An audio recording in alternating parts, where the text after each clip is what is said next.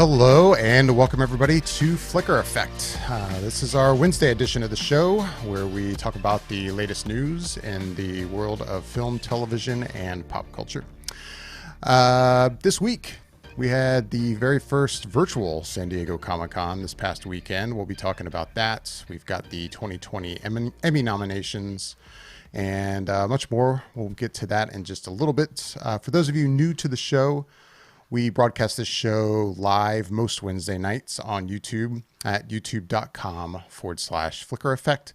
If you would prefer an audio-only version of the show, you can find the Flicker Effect podcasts on Apple Podcasts, Google Play Music, the iHeartRadio app, and basically wherever you listen to podcasts, just search for Flicker Effect. By the way, I'm David Lott. Joining me, as always, is Bobby Jackson. How's it going, Bobby? It's going good. It's been a while, so ready to get into some of this news action. Ready to get into it. We've had a little break, and unfortunately, it wasn't because we were in San Diego for Comic-Con. We were all at homes or doing whatever we can do to stay safe. And Comic-Con happened this past weekend virtually for the first time. But as always, I'd like to turn things over to you to tell us what's been happening. I don't know if that's where you want to start off or what you've got for us this week, Bobby. Yeah, so, like you mentioned, Comic-Con at home did happen. There was a lot to choose from in terms of the panels that they were presenting. And I don't know exactly what all you got a chance to see in terms of the offerings, but there was definitely a lot there. I didn't get a chance to watch much because I was on a camping trip this weekend, so I didn't get to really have any connection to the different panels going on. And then I got back and it was time for work, so really didn't get a chance to experience Comic-Con at home like I really wanted to. The only panel I had a chance to check out was for the boys. And even with the boys panel, I still kind of skipped the footage that they showed, because I know it's like right around the corner. So I'm like, well, I don't really need to see it when it's this close to actually the show coming back. So I didn't watch the footage, but just kind of watched the panel in general.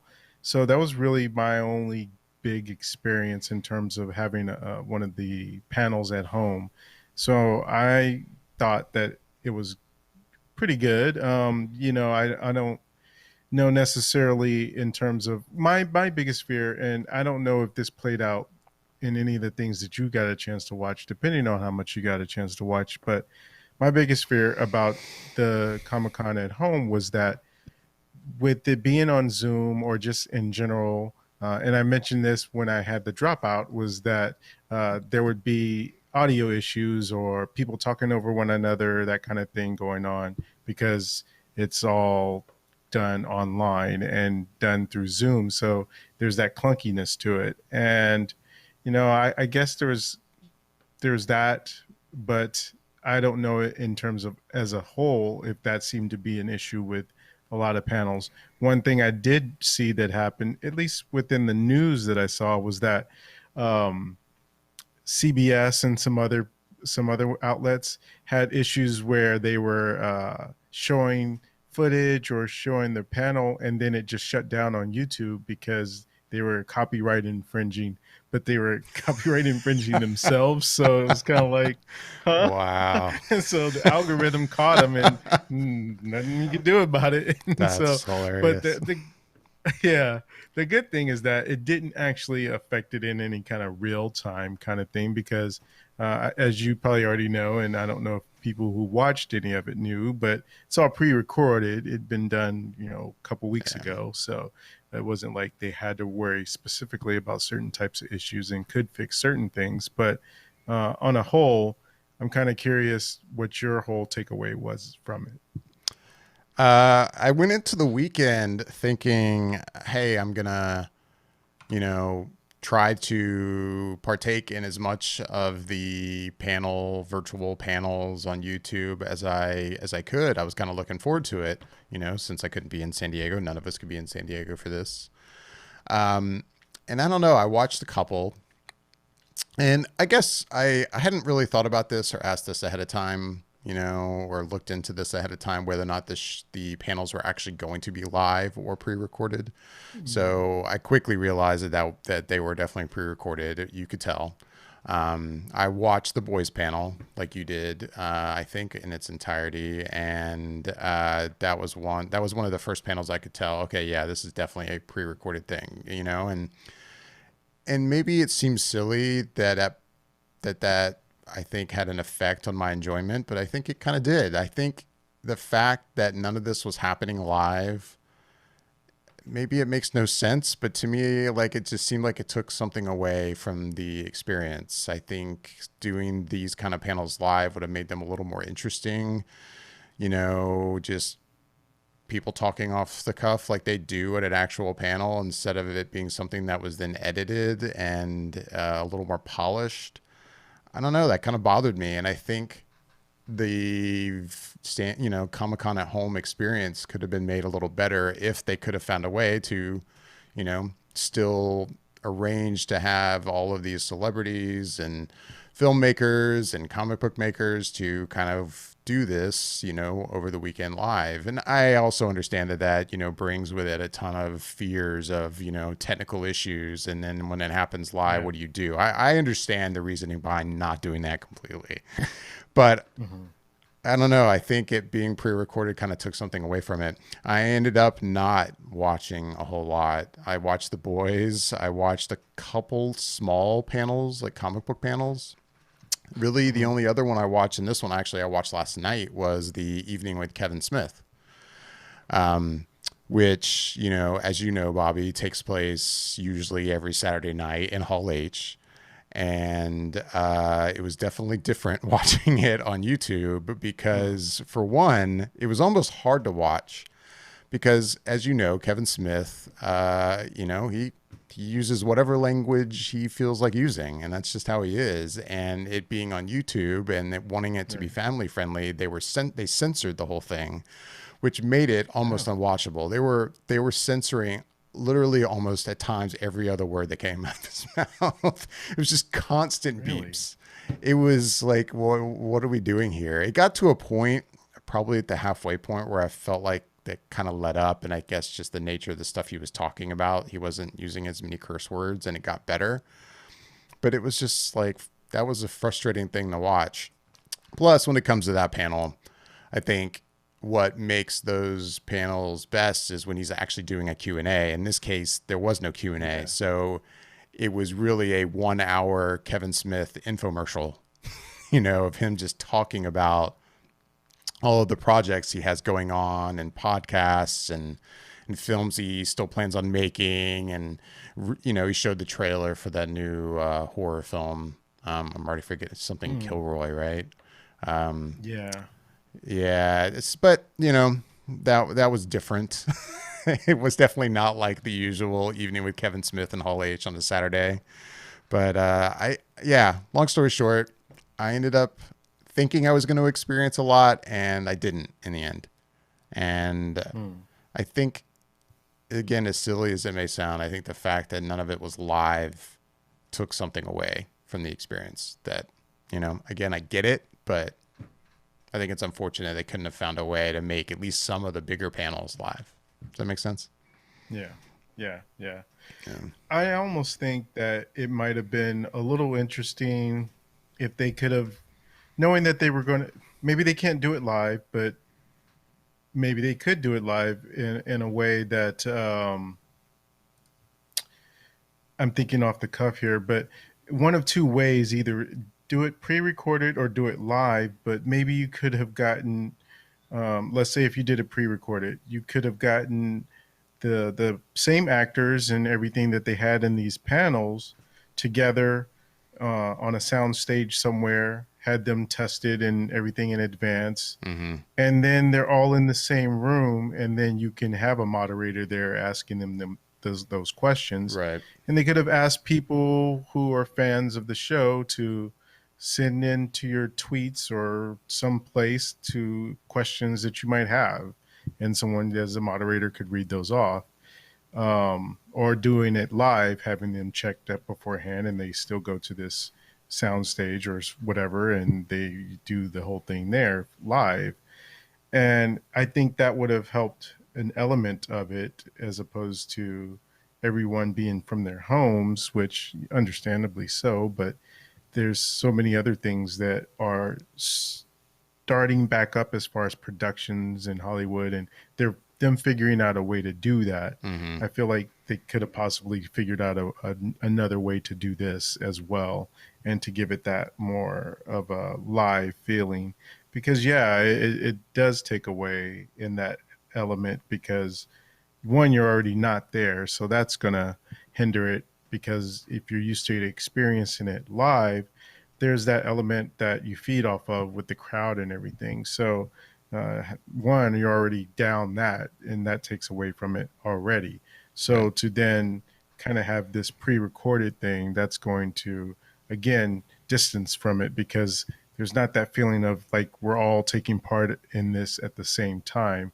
There's all the other people that are watching it at the same time as you, but knowing that the actors and everyone that's there, they're off doing their other thing on that actual day. They're not there doing it at that time. Yeah. Just gives you a little more distance from it. So And yeah, I think that if they had to do it again, they would probably try and do some different things.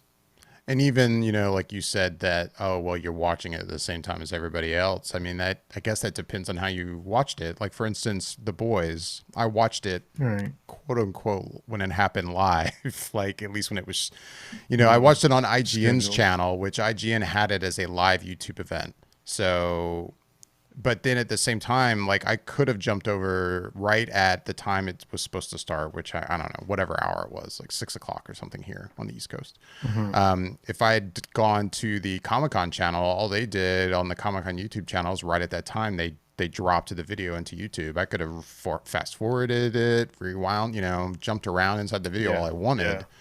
That's So true. that, you're missing that experience of say, hey, you jump in and do like basically the opposite of what you ended up doing. I could see people going, hey, I'm just going to go into this video and jump to the scenes. I just want to watch the scenes in a new trailer or something. And that's all they watched. And Hmm. I don't know.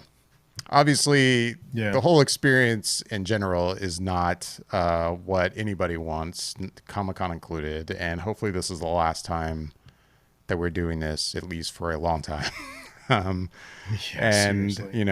at least when as San Diego Comic Con is concerned, we've got other conventions left, like Dragon Con is going virtual, and remains to be seen how exactly that's going to work. But hopefully next year, at least, those of you that will get to go to San Diego Comic Con will actually get to go to the convention. Yeah, for sure. Yeah. Hopefully.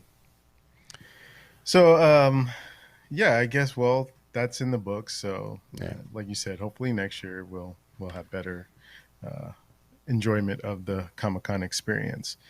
The other thing that was in the news recently, as of yesterday, actually, do you remember when Universal and AMC theaters got into it because AMC was, as a movie theater, expected during this whole COVID thing to show certain movies, but because of it, they couldn't. And Universal decided to show their Trolls, their new Trolls movie is.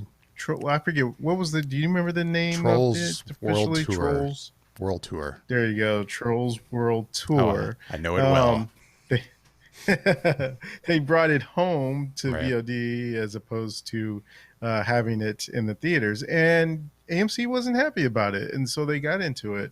And at the time, I remember it was either CEO or someone like that saying basically we weren't going to show any more of Universal's movies in our theaters.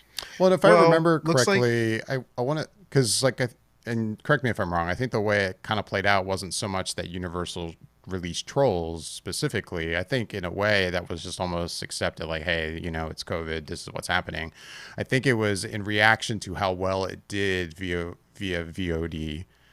That executive at Universal, I think, made comments like that Universal would maybe be looking at different distribution models in the future, which was what really pissed Mhm. AMC off. Because basically, the idea of looking at models that wouldn't include movie theaters for future releases. I think that was the thing that really kind of got AMC going. But sorry to cut you off. That probably, no, that's okay. That's probably the thing that got them going. But they did also, from the jump, kind of skirt AMC in terms of not giving them the heads up at like, hey, Mm, because there are no theaters open, we're going to go ahead and move this over to VOD. They just gotcha. kind of took the initiative to go ahead and do it.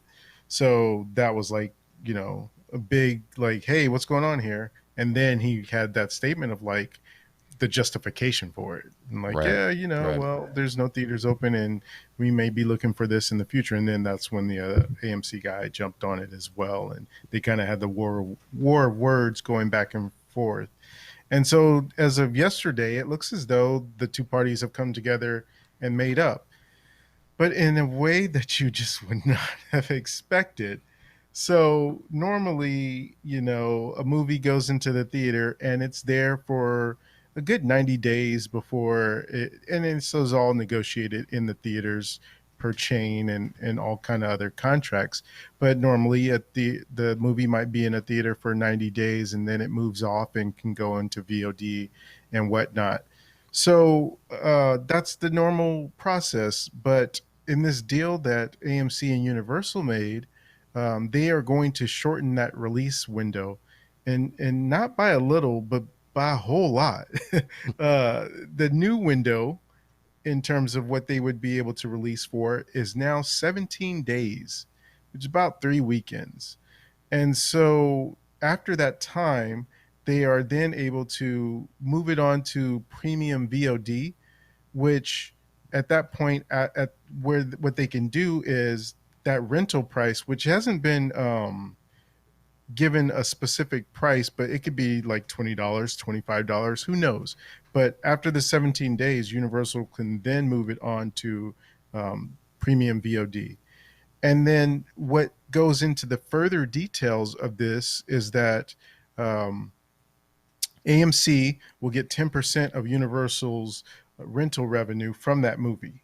So that never happened before. The theater's line was cut after it left the theater, and that's where their money stopped. And the longer a movie was in theater, the more that the movie theater itself would make. The first few weeks of a release of a movie usually went to the studio at a, I guess you could say maybe unfair split, something like 70-30 or 80-20. And in the case of the Star Wars films, I think it was 100% went for the first 2-3 weeks to the studio. And so it was really jacked for them at that point. But normally, the longer it stays in, that percentage shifts to the movie theater making more. So now shortening this, they are making this where, okay, you can go ahead and put it on premium VOD, but now we're going to take 10% of that.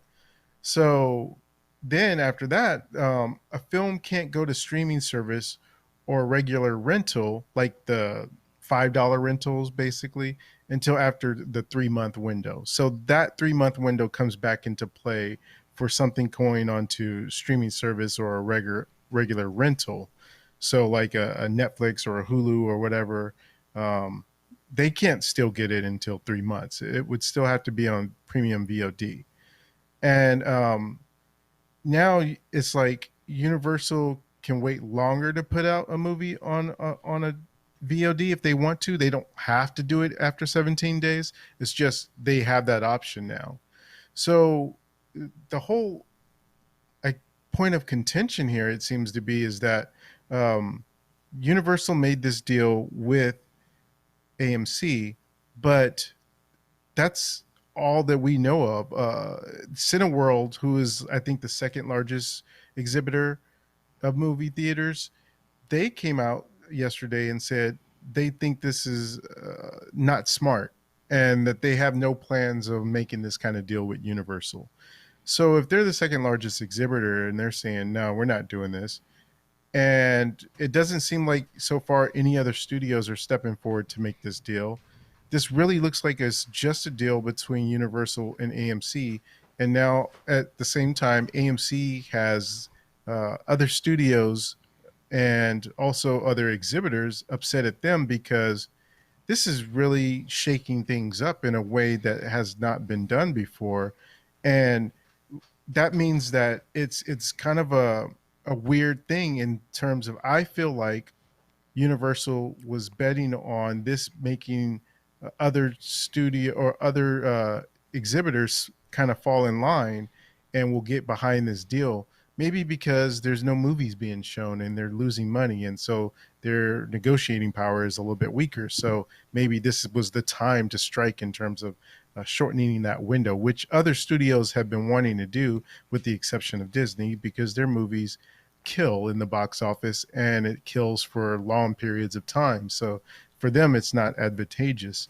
But I think that the thing that's tricky here is that if no one else jumps onto this as far as exhibitors, then does that mean that Universal will only show their movies in AMC theaters? Because if they show it in any other theater, um, it will have to stay there the entire 90-day window period. So it's kind of a weird move if you think about it in that way, that they didn't go and make this deal with everyone.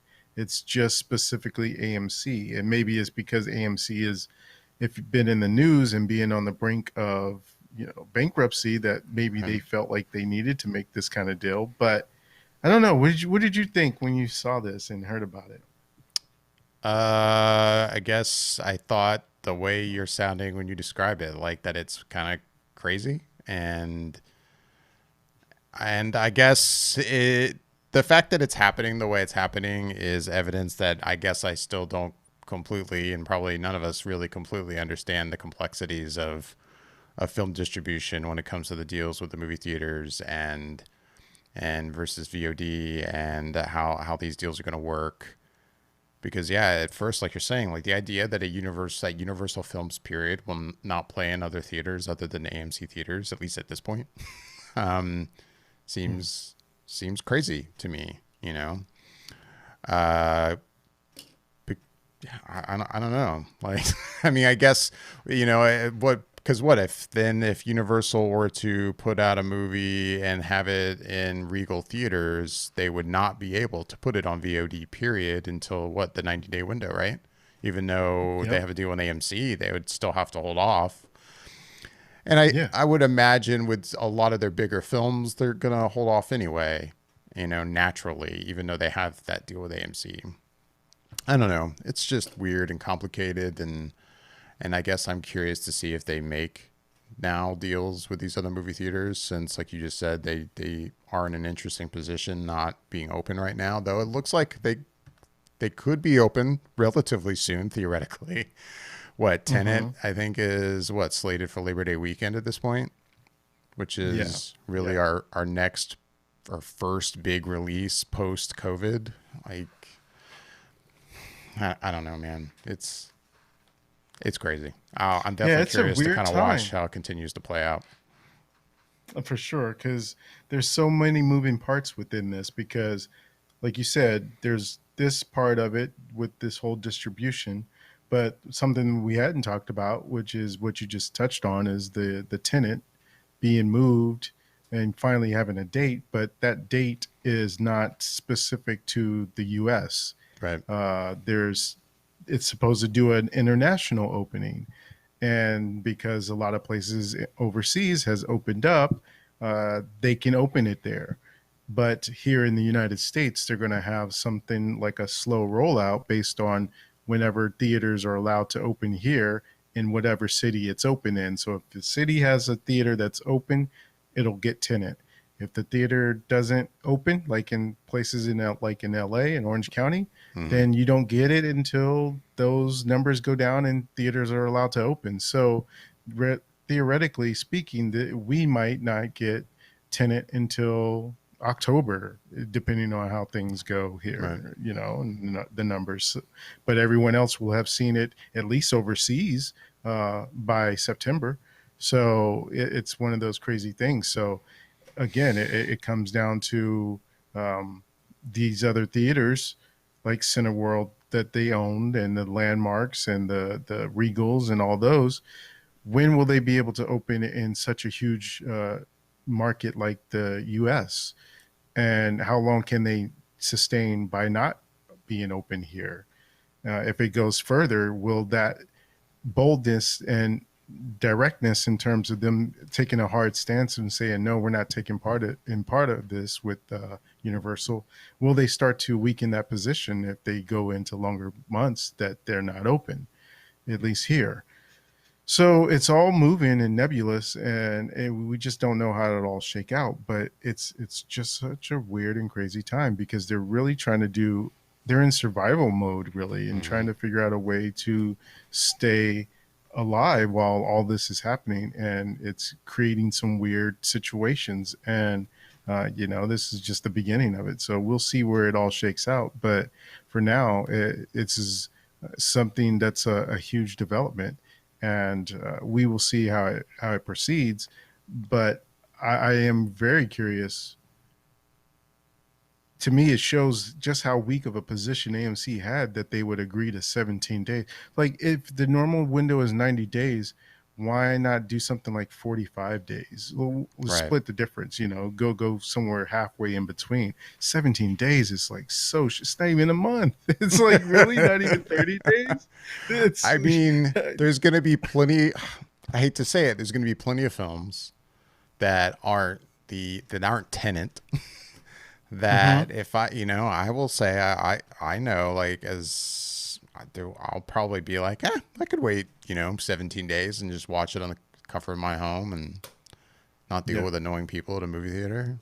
And I love the movie theater experience, to be very, very clear. I definitely fall into the Christopher Nolan school of, you for the most part should be watching movies in a movie theater, but there'll be certain types of films, some rom-com or something, and I'm like, I don't have to see that in the theater, right?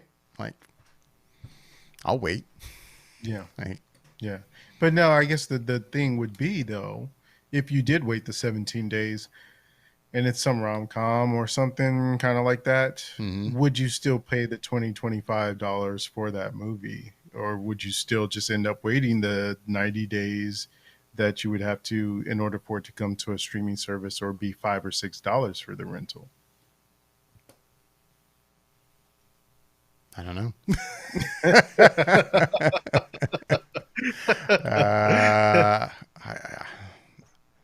Because that's kind of the position we're in now, right? Where some of these movies that were slated to come out in the theater have now hit home, but they're like, they're being priced out at like $20 or whatever for that rental. And I've done a couple of it's those. just a rental. It's not like right. Yeah. So maybe it would just be a case by case basis of the particular movie that was in theaters and then now goes to VOD after the 17 days. Would you feel like that's one you want to see now at home in the comfort of your own home, or is it one that you would like to see in the comfort of your own home 3 months down the line? I like you said, case by case basis. I guess it all depends. Yeah. If it's some movie where everyone is like raving about it, but for whatever reason I don't want to see it in a theater. I mean, there's a lot of stuff that comes into play. I mean, obviously, if we're talking about this pre-COVID vaccine, I'm probably waiting on every movie. Like I'm, other than I think and I think we talked about it on the podcast, your description of if you see Tenet in a movie theater, how you'll see it. Yeah. Other than seeing a movie that way, where I'm really isolating myself as best as possible, other than that, I'm probably not going to a movie theater until we have a vaccine in place. And but so until then, it's an easy call. Yeah, I'll wait if it's a Universal film. Yeah, since we're just talking about Universal movies at this point. Exactly. That's I mean, a Disney film, if they get released during this time, which I kind of doubt. I don't know, man. The whole thing is just weird. We could go on and on and on about the different like situations that could come into play depending on the studio and the movies and I don't know. I just don't know. Yeah. Well, it's anymore. No, and it's still unfolding. So we'll Right. we'll keep you up to date as more news gets leaked out about it. Right. Um, well, one of the other big things that happened this week was Emmy nominations. So I don't know. It's weird because I was taking a look at some of this information based on the Emmys, and I don't know how much of it you know about, but I'm looking over a Variety's website right now, and it's kind of an interesting thing. One of the, at least far as me, what I was interested in terms of some of this stuff, and it's the breakdown of the nominations. Um, so there is the top 10 Emmy nominated series are Watchmen with 26 nominations. And then you got the Marvelous Mrs. Maisel with 20, and Ozark had 18. Succession had, looks like 18 as well. And then The Mandalorian had 15. Saturday Night Live with 15. Schitt's Creek with 15. The Crown with 13, Hollywood with 12, and Westworld with 11. Now, what I find so surprising about that, one thing I'm actually happy about is that Watchmen got 26. But the one that surprises me, which might sound odd, is Ozark with the let's see, it's 18. That one surprises me only because it's in its third season, I believe. And for whatever reason, it feels like it was this year that people really realized Ozark's Ozark was out there. Um, Obviously, it's in its third season, so it's been around for a little bit. But I remember hearing about it when it first came on, and the conversation was like, "Oh, it's kind of like Breaking Bad. It's like Breaking Bad light in a way." Um, but that was it, and that Jason Bateman was in it, and he was good in it. And then this season, it just popped, and you would constantly see it in the Netflix top 10 list of the week and everything. And I really feel like it's because everyone's at home now that the buzz on it increased and people started watching it and binging it, and then it really picked up steam because this season was really good, but the other two seasons I thought were good as well, but this year it really has that buzz and the conversation behind it. So that one's the one that kind of caught me, and I don't know if anything off that I read that catches your attention, but yeah, that's basically the top 10 most nominated series for this year. Um, I kind of looked them over. I will say when I first heard the news about the nominations, I think the first thing I caught was The Mandalorian getting a nomination for drama series. Mm. And hey, I love The Mandalorian, but I don't even know if I buy that. like really? It's a great show. I'm a big fan, but I other than that, my other big takeaway, kind of like yours, and it makes me very happy to see that that Watchmen Yeah, got so many nominations with what 26. yeah. That's because not that I'm probably the person to ask because I don't watch a ton of television, but that's probably one of the Mhm. best TV shows I've watched in quite a while. It's a damn good show. Oh yeah. And Oh if yeah. maybe hearing the amount of nominations for anyone who still hasn't watched it for whatever reason, maybe that will then entice more and more people to give it a try because it's incredibly, incredibly good. But Yeah.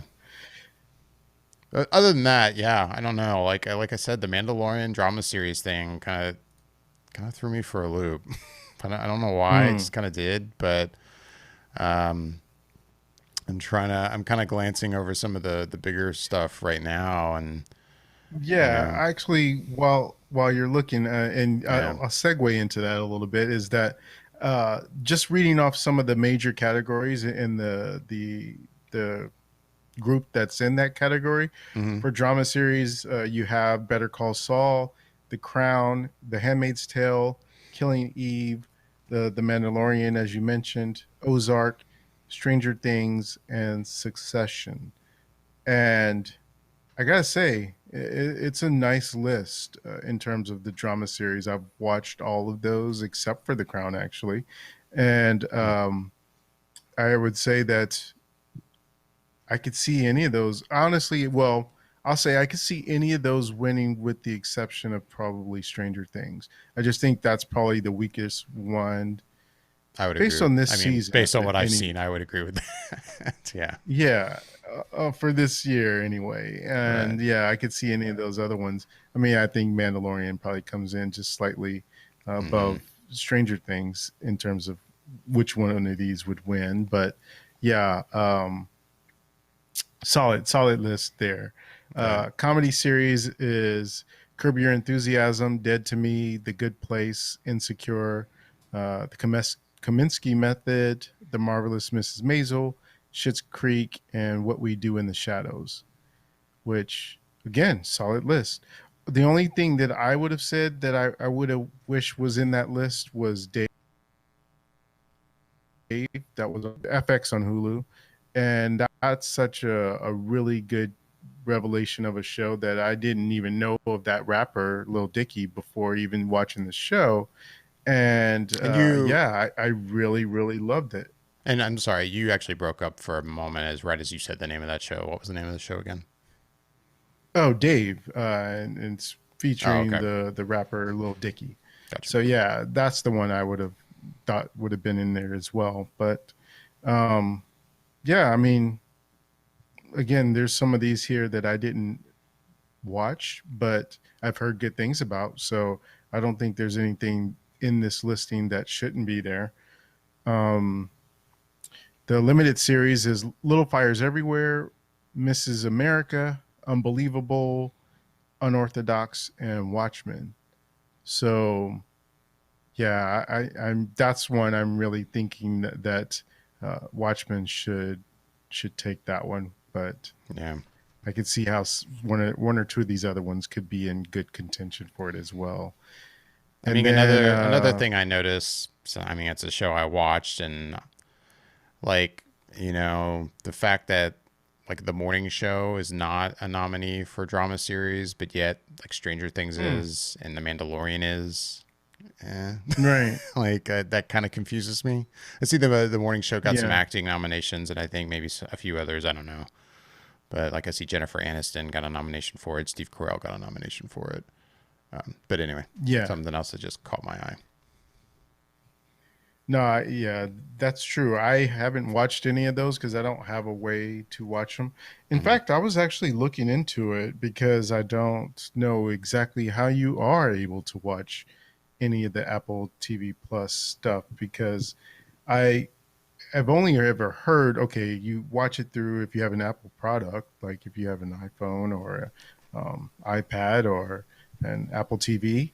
Hmm. But if you don't have any of those things, then what's your method of watching it? And that I didn't know. So I had to look Yeah, really. because yeah, you can put an Apple TV app on your Roku. You can put it on. I have it on my television. So you don't have to have an Apple device to subscribe to Apple TV Plus. Um, And I don't have a Roku or Amazon Fire Stick. So then that's why I was still kind of like, well, what would do you they make use? apps for any other devices? And if not, is there a browser that you can use to get it? That I don't know. So Like I have it on my LG TV. It has the app within the yeah, like in the smart TV. I have it there. Um, yeah, I'd have to look at like a list of all the devices. yeah, I wouldn't be surprised if I don't know if it's on like a lot of times like Blu-ray players and such have apps like a Samsung Blu-ray player may have it. Um, maybe yeah. but yeah, I The don't only thing I know. Like if saw, you just want to do it on a computer, I don't know if you could do it right, through like if you loaded iTunes on your Windows machine, maybe you could do it through there. maybe I don't know. Yeah, I don't know. Only thing I saw, at least in the brief, the brief digging that I did was that you could see it through Android, Hmm. um, but I don't know if it meant an Android device and having an app there, or if it meant the browser of Android browser. I don't know. I didn't look too far Probably, into I it, would or think there'd be didn't an get too far. app with an Android, which then like maybe that opens up like Chromecast as a possibility. I don't know. My lights went out. I see that. You're slightly in the dark Oh now. well, I'm in the dark now. Yeah. Oh well. Maybe it's telling me to wrap it up. Wrap it up. Wrap it up. Yeah, I mean, I guess there wasn't too much more in terms of the categories I wanted to read. Other than the other thing that I found interesting was the breakdown in terms of services that got the nominations. So Yeah. Netflix got 160 nominations, and following second was HBO with 107. And then the next person to come up in third was NBC with 47 nominations. Wow, that's a big So difference. it's a That's huge crazy. difference, right? And it's Hmm. crazy that, to me, of all things that was going to be number one, it would be Netflix. But it does make a lot of sense because they have so much materials. They seem Yeah. like they drop something new every single week. Yep. And it's like a lot of it gets lost in the shuffle because there's so much of it. There's the thing that I think that really makes you think is that it got 160 nominations. Um, there's that many categories in the Emmys, like at least Yeah. 160. Well, no, So I take what that are as all also these? meaning that you've got categories where Netflix has multiple nominations within a category, you know? So, like Oh, for instance, I'm could looking be, at yeah, limited series. They have Unbelievable and Unorthodox. So there's two nominations in one category. Um, yeah, because 160, that's a lot. But it's funny because I think I have probably the same list you have open on Variety, which I guess this is the yeah, complete list. And man, you scroll and scroll and scroll. There's a right, lot of categories for the Emmys. It's yeah, insane. I mean, some of these it are really is. they're kind of long-winded because you've got like stuff like in like technical categories where Yeah, it's a show, but then it lists like 10 people that all worked on sound for that show, you know? Anyway, it's a long list. This, yeah. yeah. Look at this. Look at this category here. I mean, it's like you really could cut down some of these because someone said that there's like 21 nominate categories for the Oscars or whatever, which Hmm. makes okay, that makes sense.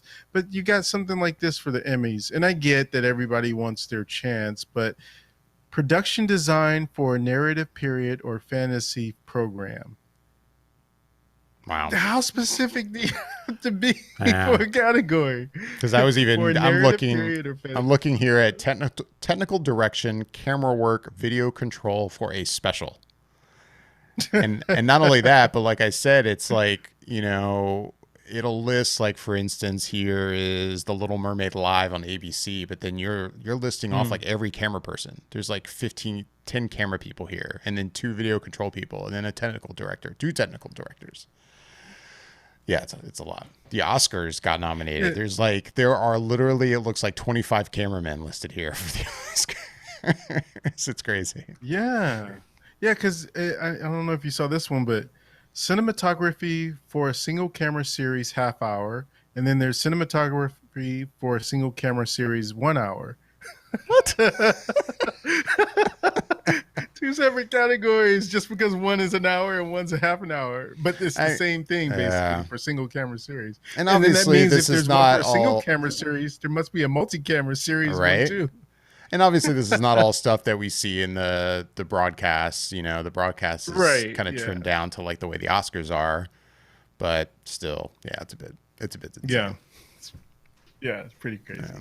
So I don't even know because I didn't look at the breakdown in terms of those 15 nominations that The Mandalorian got. I don't know what other categories they are in. Honestly, I But don't when you either. look at this list and see this stuff, it could be in something weird like that. Like one of the nominations Best being for catering. a single camera. Yeah, Yeah. it could be something weird. But yeah, that's basically it for the Emmys. The other thing that I think to note, well, two things really. Oddly enough, that even though it does have hardly anyone watching it at this point, Quibi had 10 nominations for a series on their That's streaming right. service. And the other thing that I didn't even think about until I read the article, was that this year I forgot that it's going to be a virtual show. Hmm. And so I was reading in the article, I guess it said that the writers and cameramen and people will be working with the different nominees and getting them uh, framed at home and with whoever loved ones want to be there with them as well.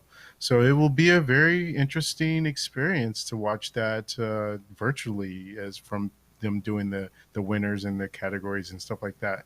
A very different year for the Emmys. So I'll be curious just out of that factor of seeing it like that because as far as I know, this will be live and it's September 20th.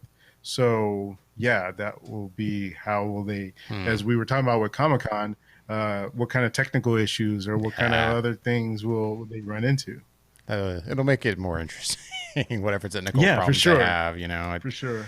it'll be something. I think it'll probably get better viewership right now than maybe previous Emmy shows That's had, just true. because with people being stuck at home and looking for things to watch. I mean, yeah, sports are coming back right now, and I've definitely been taking part in watching a lot of that. But yeah, I could Yeah, see numbers for the Emmys going up compared to the past few years. Who knows?